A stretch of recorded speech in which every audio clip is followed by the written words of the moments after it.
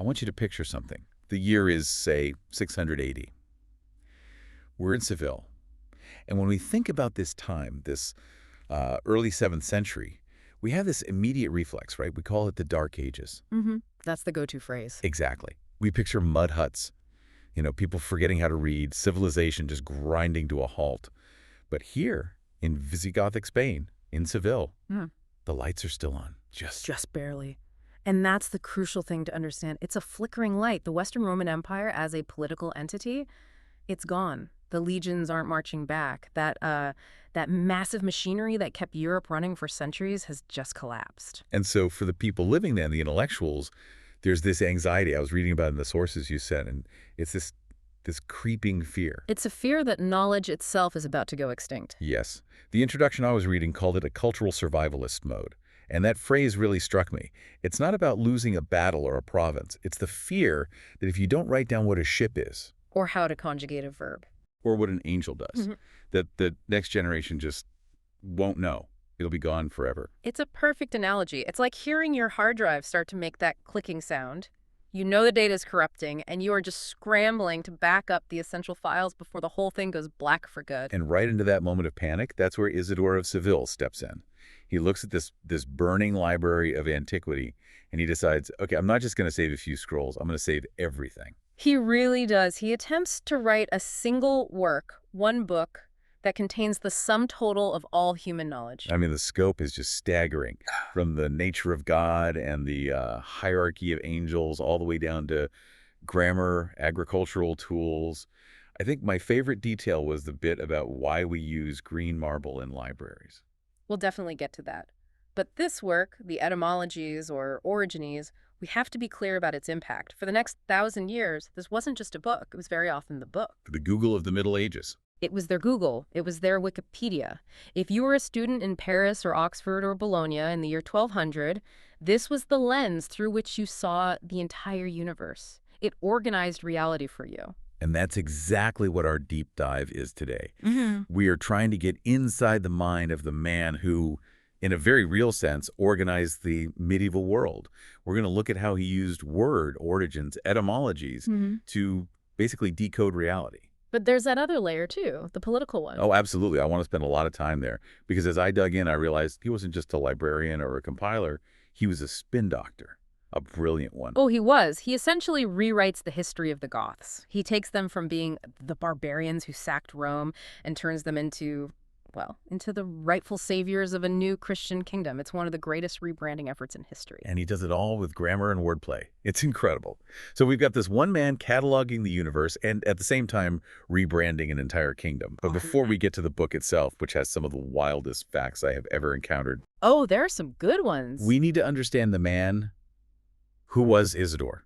Because you said it earlier, he's not some monk locked in a tower. No, far from it. And to understand Isidore, you have to start with his family story. The sources are pretty clear that he's a product of trauma and displacement. He wasn't even born in Seville. Right, he was born in Cartagena, on the coast. It's around 560 A.D., yes.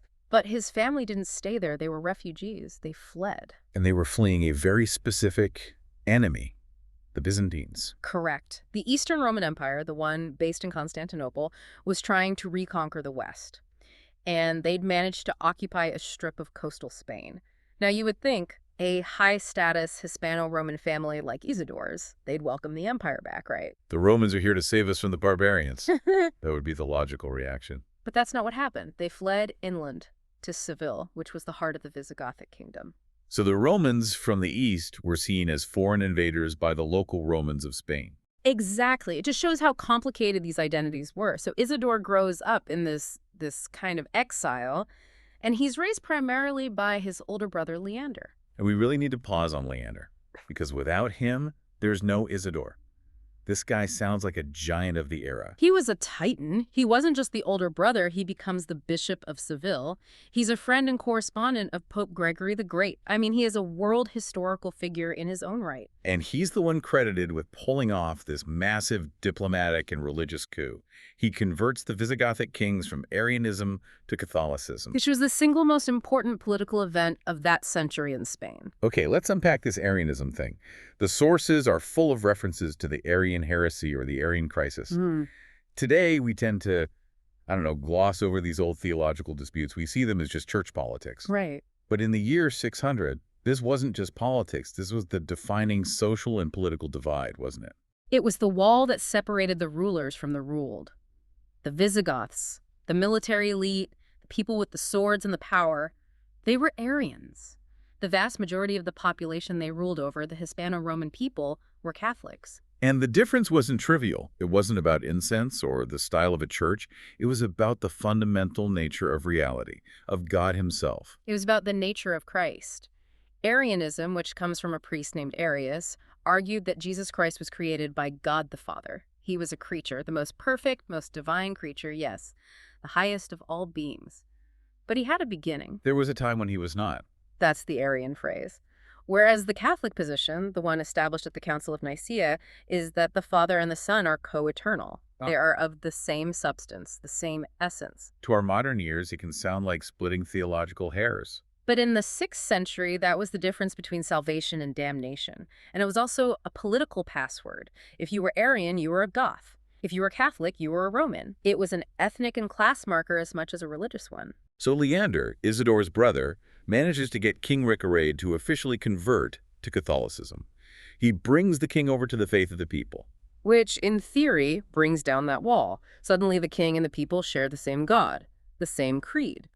But it's not that simple, is it? Of course not. A royal conversion doesn't magically erase a century of cultural division. And that's the project that Isidore inherits when he takes over as Bishop of Seville right around the year 600 after Leander dies. So the kingdom is, on paper, religiously unified. But culturally, it's still a messy mix of these barbarian Goths and these civilized Romans who are trying to figure out how to be one people. And Isidore's entire career, his entire intellectual project, is about building the bridge between those two worlds, about creating a unified Gothic Roman Catholic identity for this new kingdom. And he's not doing this from the sidelines. He is a major political operator. He's presiding over church councils, the one in Seville in 619, the huge Fourth Council of Toledo in 633. He's advising kings directly. He's the intellectual architect of the kingdom. And the sources point to a really close relationship he had with one king in particular, Sisput. Ah, Sisput. This is fascinating. He wasn't your typical I hit things with an axe barbarian warlord. Not at all. Sisput was an intellectual himself. He was a poet. He wrote in Latin. Didn't he write a poem about eclipses? He did. A Latin poem on astronomy. Can you imagine? A warrior king, a Goth, writing classical-style poetry about the movement of the heavens. Isidore actually dedicated one of his other works, On the Nature of Things, to Sisput. So you have a scholar king and a scholar bishop working together. It sounds like they were consciously trying to forge a new golden age. They even called it that. Historians refer to it as the Isidorean Renaissance. But it's a renaissance built on that anxiety we started with. It's born from the feel that the classical past is slipping through their fingers. And that brings us finally to the magnum opus. The Etymologies. The great work itself. Let's get into the book, because the structure alone tells you so much about how Isidore's mind worked. This isn't a story. It's a database. It's an encyclopedia. It was enormous, 20 books long, and we know from his letters that he was working on it for decades. In fact, he never actually finished it himself. Oh. He died in 636, leaving it in a state of organized chaos. It was his friend and student, Braulio, who was the Bishop of Saragossa, who took the manuscripts, organized them into the 20 books we have today, and published it. And the title, Etymologiae, it really gives the whole game away. For Isidore, the key to all knowledge wasn't observation, it wasn't experimentation, it was the word itself. That's the core philosophy, and I want to dig into why he believed that. Why did he think that breaking down a word could explain the entire universe? It seems like such a foreign concept to us. It is, but he operated on a fundamental premise, a Latin phrase, nomina sunt consequentia rerum. Names are the consequences of things. Meaning, the word isn't just some random, arbitrary label we decided to slap on an object. The word actually contains the object's DNA, so to speak. Precisely. Isidore, like many thinkers of his time, believed that when Adam named the animals in the Garden of Eden, he did so with perfect, divine insight. He didn't just invent sounds. He spoke the true nature of the things he was naming. So the original name of a thing describes its true essence. Yes. Now, over time, human languages get corrupted, they change, they drift away from that original truth. But for Isidore, if you could just crack the word open, if you could find its root, its etymology, you could get back to that original truth. You could understand the essence of the thing as God intended it to be. So for him, linguistic analysis is actually a form of scientific investigation. It's metaphysics. He has a motto that he repeats. One's insight into anything is clearer when its etymology is known. For him, decoding the word was decoding reality. Now, this method, it leads to some conclusions that are, let's just say, creative by the standards of modern linguistics. That's a very polite way of putting it. I found some of these absolutely fascinating, not because they're wrong, but because of the mental leaps they show, the way he connected the dots. Right. And to be fair, some of them are pretty plausible even today. He points out that domus, the Latin word for house, is related to dominus, the word for master or head of the household. Which makes perfect sense. Socially, linguistically, that connection holds up. But then you get into the ones that we might call associative etymologies, and these are the ones that are really fun. These are my favorites. Let's start with the walking stick. Ah, yes. The baculus. So, Isidore says baculus, the walking stick, it comes from the name Bacchus, the Roman god of wine. Now, the obvious assumption is that he's just saying that because the words sound a bit similar. Baculus, Bacchus. Right, a simple phonetic link. But that's not his logic at all. His logic is purely functional. He explains that it comes from Bacchus because, and this is a direct quote, you need a stick to walk so you don't fall down after you've had too much to drink. I just love that. It completely ignores the actual linguistic history, but it paints this perfect, vivid little picture. And that's the whole point. It's a mnemonic device. It's a memory hook. He's not just trying to be a linguist, he's trying to be a teacher. If you can remember the image of the drunk man leaning on his stick, you'll remember the word baculus and its function. It's brilliant in its own way. Okay, here's another one that struck me. Vinum. Wine. Why is wine called vinum? According to Isidore, it's because wine replenishes the veni, the veins, with blood. Vinum for the vini. Again, medically and linguistically, it's completely incorrect. But it reflects this worldview where everything is interconnected in a web of meaning. Wine is red like blood, it warms you up when you drink it, therefore it must literally be filling your veins. The name reflects the perceived reality. The most famous one, the one that usually gets a laugh in Latin class, has to be the one about knees and eyes. Oh, this one is a classic. It's the perfect example of his method. Okay, so the Latin word for eye sockets or cheeks is geni, and the word for knees is genua. And Isidore looks at these two words and asks the obvious question, why do they sound almost the same? There must be a connection. And his answer isn't linguistic. It's developmental biology. It's his own unique brand of developmental biology. He says that eye sockets, the genae, are named after the knees, the genua, because when a fetus is in the womb, it's curled up in the fetal position. Right. And in that position, its knees are pressed up against its face. And that constant pressure, he argues, is what literally forms the hollows of the eye sockets. That is one of the wildest things ever read. He's using a physiological theory to explain a linguistic coincidence. Exactly. But again, we shouldn't just laugh at this. To a medieval reader, this wasn't an error. This was a profound revelation. It was proof of God's ordered universe. It showed that the human body, its development, and the language used to describe it were all part of one single cohesive system. It's like a memory palace. If I remember the story about the fetus, I'll never confuse the words for knees and cheeks. No, you won't. And that was the goal, to make knowledge sticky, to make it memorable and interconnected. So with that philosophy in mind, let's take a quick tour of this universe he cataloged. He breaks it down into 20 books. Where does a project like this even begin? He starts with the foundation of all learning, the liberal arts. Books 1, 2, and 3 cover the trivium and the quadrivium. The trivium being grammar, rhetoric, and dialectic. The arts of language and logic, and then the quadrivium. Mathematics, geometry, music, and astronomy. The arts of number and space. And he puts grammar first. Not God, not theology. Grammar. For Isidore, grammar was the mother of all studies. It was the science of interpreting texts correctly. Without grammar, you couldn't access anything else. You couldn't read the Bible accurately, you couldn't understand the law, you couldn't study the philosophers. It was the operating system for the entire medieval mind. Okay, so after laying that foundation, where does he go next?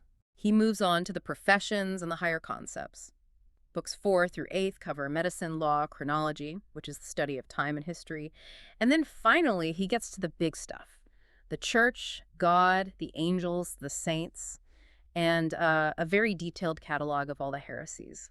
I noticed in the notes you sent on the medicine section, he has an etymology for the word medicine itself.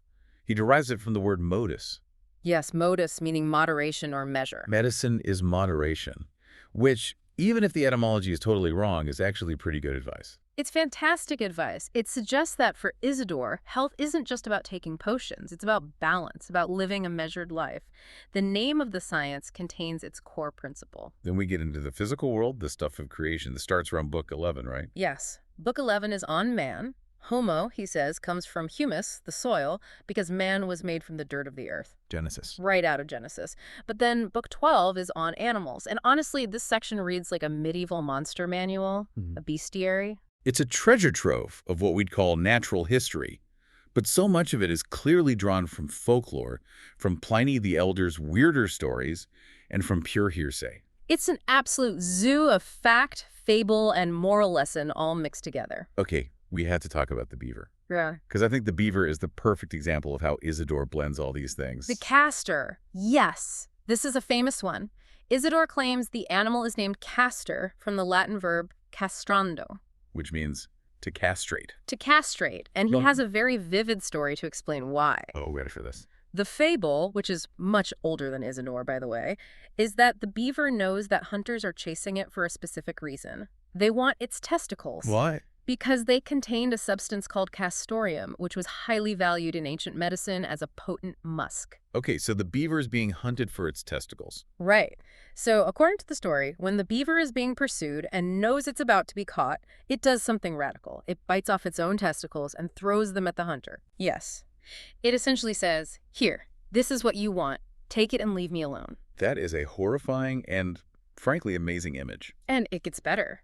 Isidore adds that if a beaver that has already done this gets chased again by another hunter, it will simply roll over onto its back to show the hunter, "Look, buddy, I'm empty. Nothing here for you." And the hunter, seeing this, will let it go. Now, obviously beavers do not do this. Yeah. But where on earth does he get this story? It's an ancient fable. You find versions of it in Aesop and in Pliny. But Isidore picks it up and canonizes it for the Middle Ages. And for the next 800 years, the beaver becomes this symbol, a moral lesson about sacrificing a part to save the whole. It stops being about biology and starts being about Christian allegory. The animal's name tells a moral story. That's the Isidorean method in a nutshell. Okay, what about the ibis? That one was strange, too. Ah, the ibis of Egypt. Isidore describes this bird as purging itself. He says it essentially gives itself an enema with its own beak. He says the ibis uses its long, curved beak to suck up water and then spray it into its own anus to cleanse its digestive system. And why would he possibly include a detail like that? It seems so specific and so bizarre. Because for him, it was a fact of nature that taught humans about medicine.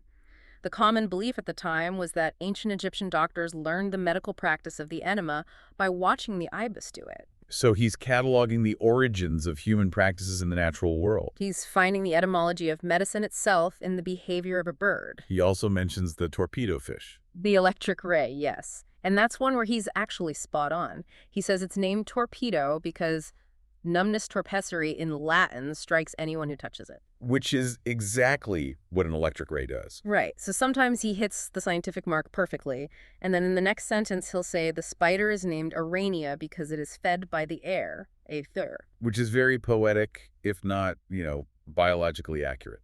It's a beautiful image, but yes, not quite how spiders work. Let's move from the animal world to the world itself. Geography, in Book 14th. This is where we see the famous TO map concept. And I think we need to help the listener visualize this because it is so fundamentally different from how we see the world on Google Maps. It really is. I want you, if you're listening, to just picture a perfect circle, an orbis, a sphere, that represents the entire known world. And it's flat, like a dinner plate? For the purpose of the map, yes. Now, inside that circle, I want you to draw a capital letter T. So the top of the T hits the top of the circle, and the vertical line of the T goes down to the center. Okay, so you've divided the circle into 3 parts, a big top half and 2 smaller bottom quarters. Exactly. The O is the great ocean that surrounds all the land masses. Mm-hmm. The T represents the major bodies of water that divide the continents.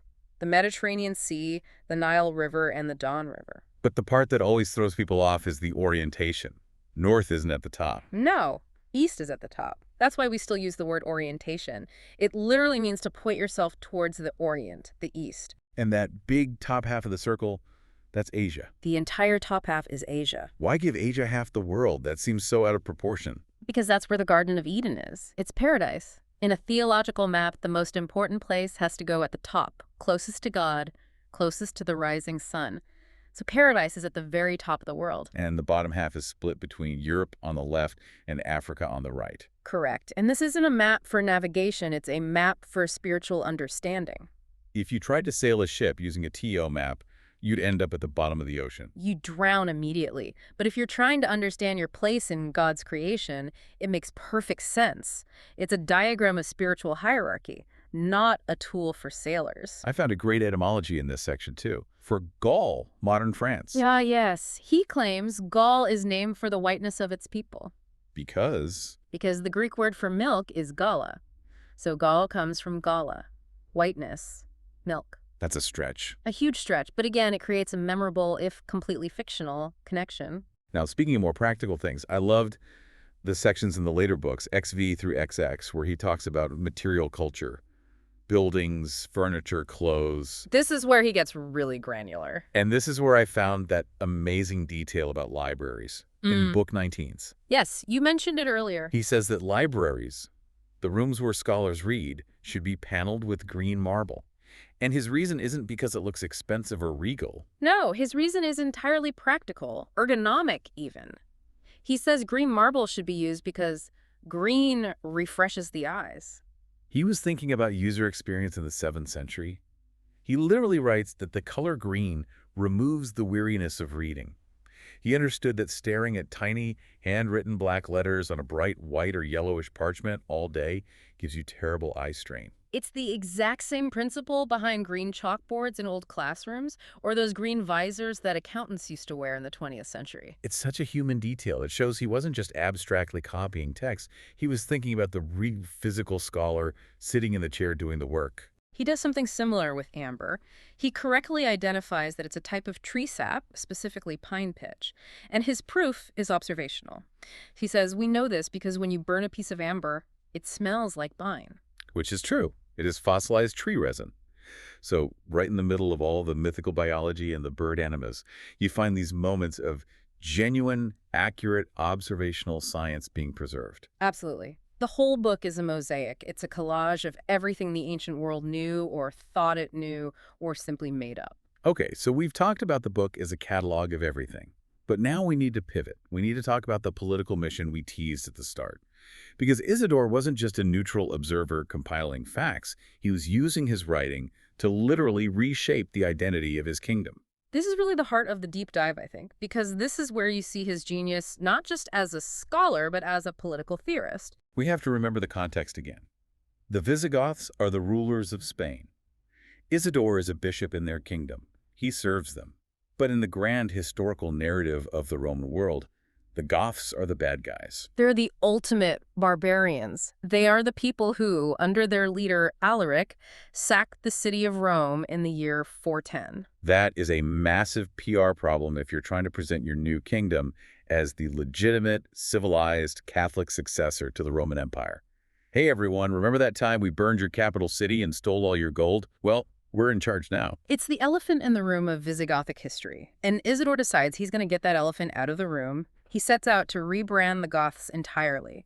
He writes a separate work called The History of the Goths, and he uses all his etymological and historical skills to legitimize them. And there was a very specific and very dark rumor that he had to squash first, right? The whole Gog and Magog connection. Yes.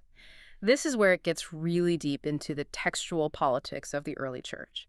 There was a very popular theory, one championed by none other than St. Ambrose of Milan, a huge figure, one of the great church fathers, that explicitly linked the word Goth to the name Gog from the Bible. Gog and Magog.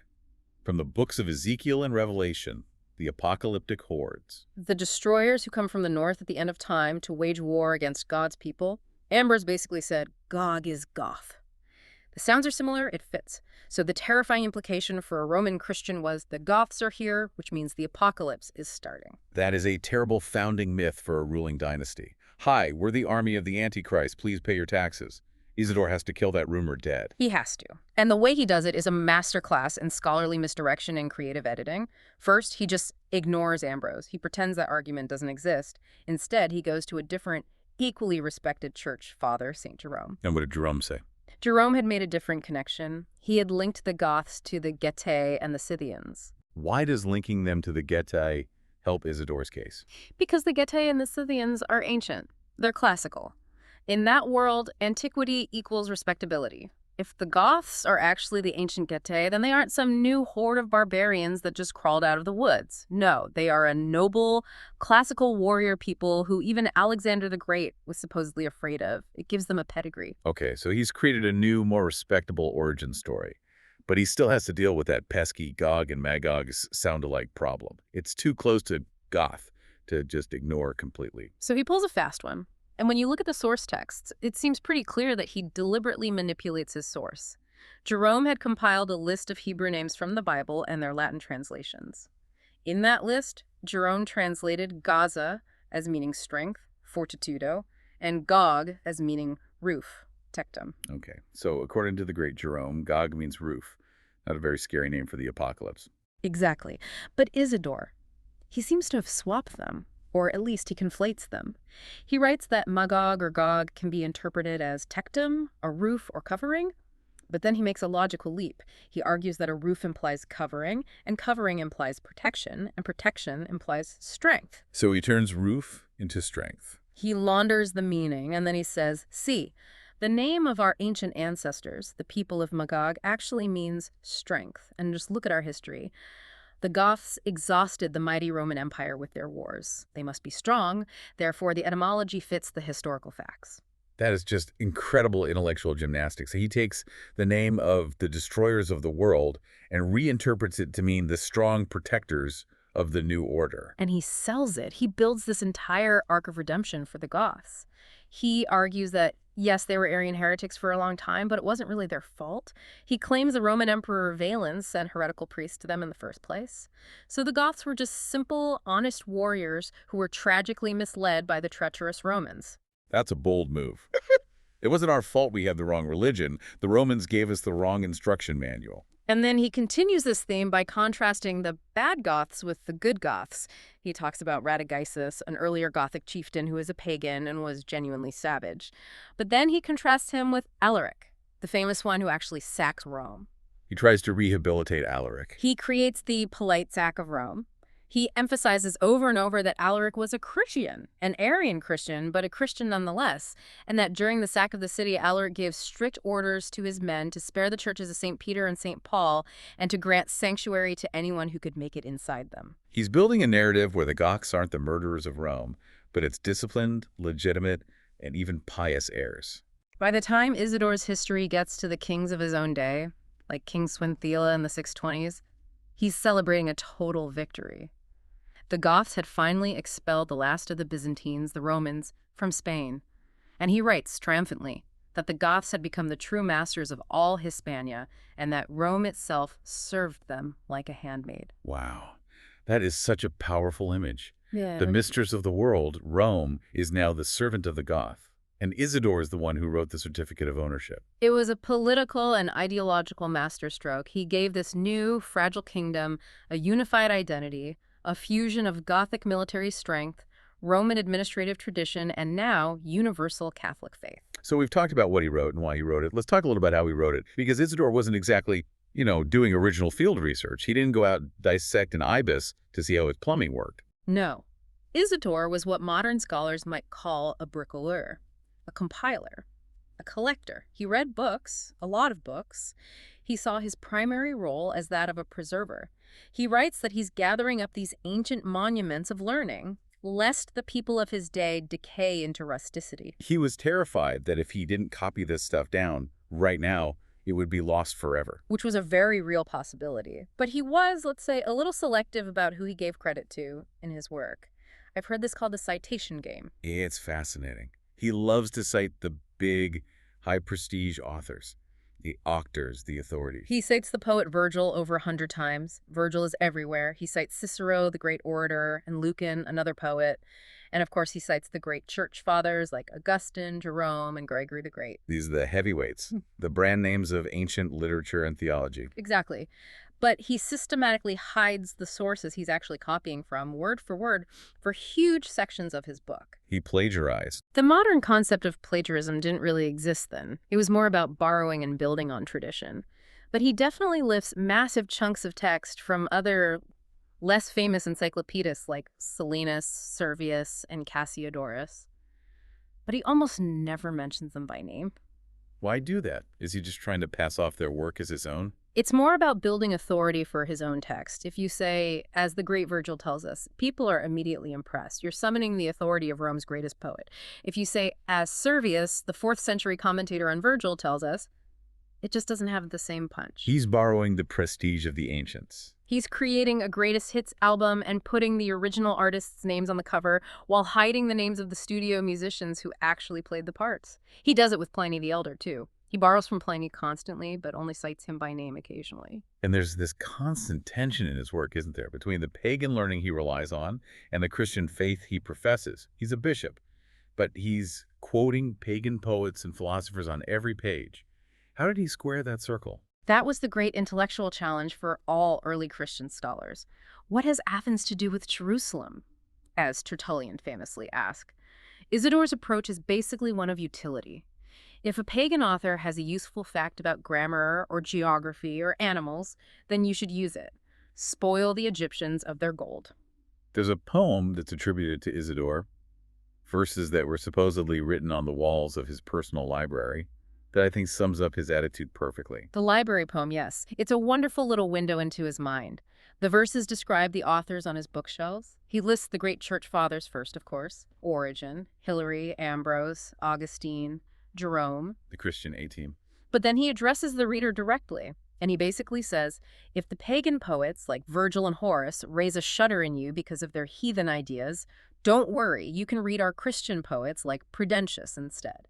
So he's offering a Christian alternative. But then he drops the mic with the final line. He does, he says, but if Augustine is there, he himself will suffice you. In other words, Augustine is the ultimate authority. Augustine trumps everyone, pagan and Christian alike. But the very fact that he has to mention Virgil and Horace proves that they were on his shelves. He was a hoarder of all knowledge, regardless of its source. And thank goodness he was, because the great tragic irony of Isidore's legacy is that many of the works he summarized and copied from are now lost to us. That's the double-edged sword, isn't it? His encyclopedia was so good, so comprehensive, so useful and concise that people stopped making new copies of the original, bulky, multi-volume text he used as his sources. Why would you? He became the Reader's Digest of the ancient world. Why would a monastery in the 9th century spend years copying the 37 books of Pliny's natural history when they could just copy the relevant sections from Isidore in a few weeks? So he inadvertently doomed the very texts he was trying to save. In some cases, yes.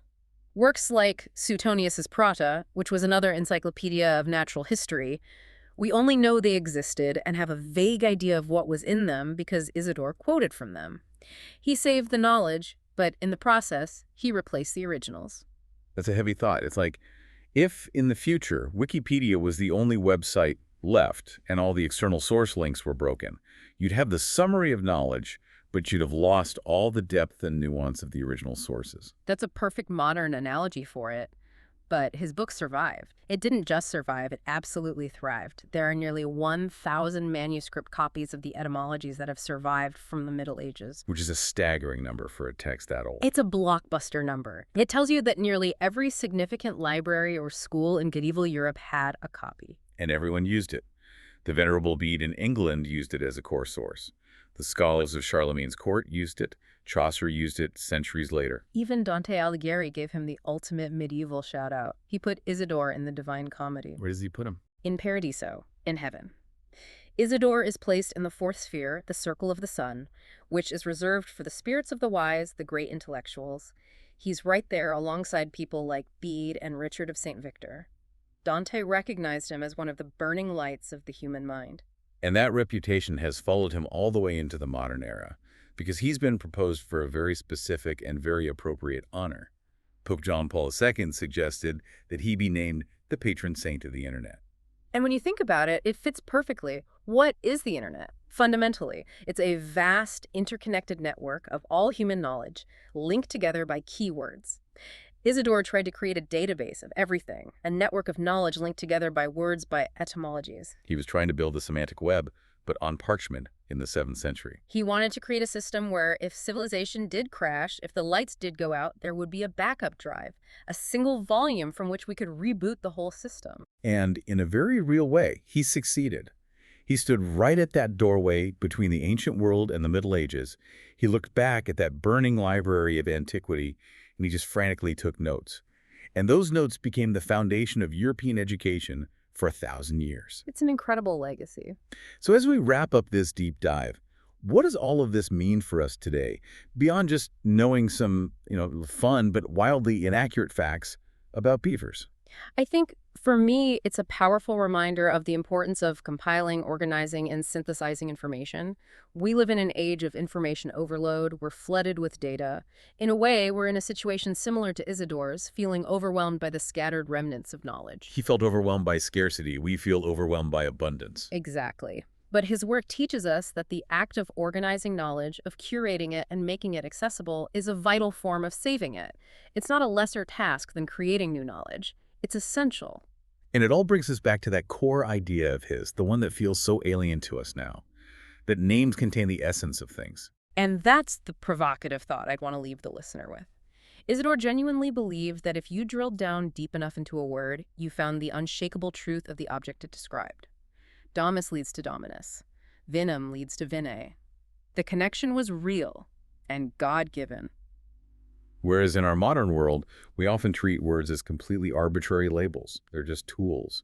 We rebrand products, we shift definitions to suit our arguments. We've severed that connection. For us, the relationship between the word and the reality is conventional, not essential. But Isidore lived in a world where language wasn't just a tool for communication. It was a map of the universe, a sacred map. So maybe the takeaway is that today, when you use a word, whether it's house or wine or even internet, it's worth taking a second to think about where it comes from. You might not find that it comes from knees or veins, but you might find a little piece of history, a little piece of a worldview tucked away inside it. And that simple act of curiosity of looking into the origin of a word, that's a habit Isidore would have heartily approved of. Thanks for diving deep with us today. It was a pleasure, a fascinating journey.